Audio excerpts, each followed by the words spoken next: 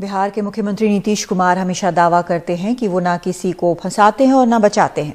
चौथी बार मुख्यमंत्री के रूप में शपथ लेने के बाद मेवालाल चौधरी को लेकर उठे विवाद के बाद उनसे इस्तीफा ले लिया गया, लेकिन उसी तरह के आरोप झेल रहे अशोक चौधरी के प्रति उनकी नरमी को लेकर सवाल उठने लगे हैं।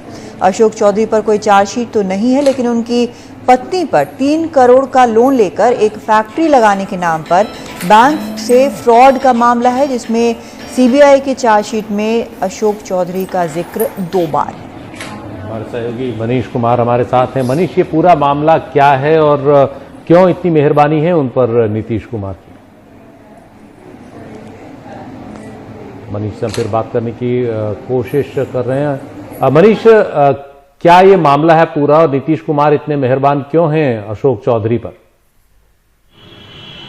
देखिए, ये मामला थोड़ा पुराना है। ये अशोक चौधरी हैं, उनकी पत्नी ने एक अपनी इंडस्ट्री लगाने के लिए, एसएमई इंडस्ट्री लगाने के लिए 3 करोड़ का लोन लिया था। उस लोन में काफ़ी ज़्यादा अनियमितता या धांधली बरती गई थी। जो भी लोन लिया गया था, बैंक का कहना था कि उनके साथ फ्रॉड हुआ है।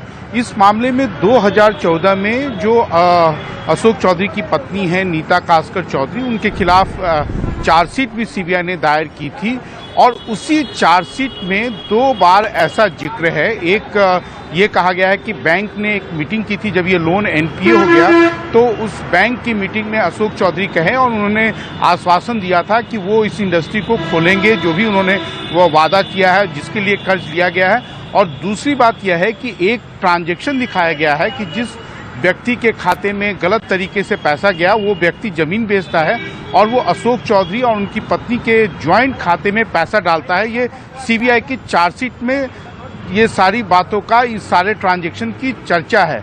लेकिन 2016 में इस मामले में जो है पटना हाई कोर्ट में जब नीता कास्कर चौधरी गई थी, तो इस पूरे प्रोसीडिंग पर स्टे लगा दिया गया था।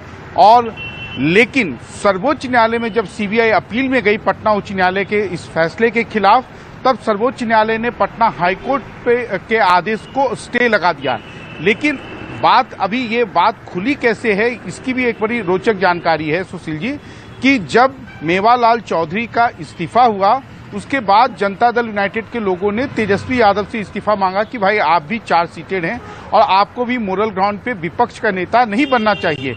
तब ये चार्जशीट के बारे में अचानक पब्लिक डोमेन में आया, उसके बाद हम लोगों ने भी जानकारी ली, तो सीबीआई अधिकारियों ने भी पुष्टि की कि सर्वोच्च न्यायालय ने हाईकोर्ट के आदेश पर स्टे लगा दिया और 3 साल से इस मामले में फिलहाल कोई ट्रायल शुरू नहीं हुआ है।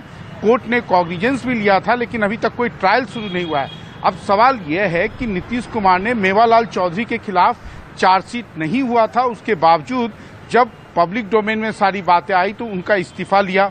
अब दूसरा पक्ष यह है कि इस चार्जशीट में अशोक चौधरी की भूमिका के बारे में खुलकर सीबीआई ने लिखा है और ये भी जानकारी है कि सीबीआई उस समय अशोक चौधरी के खिलाफ भी चार्जशीट करना चाहती थी, लेकिन किसी न किसी कारण से सीबीआई के दिल्ली हेडक्वार्टर ने उसके लिए अनुमति नहीं दी।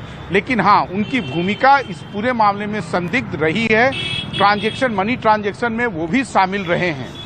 सुशील जी, शुक्रिया मनीष इस पूरी जानकारी के लिए।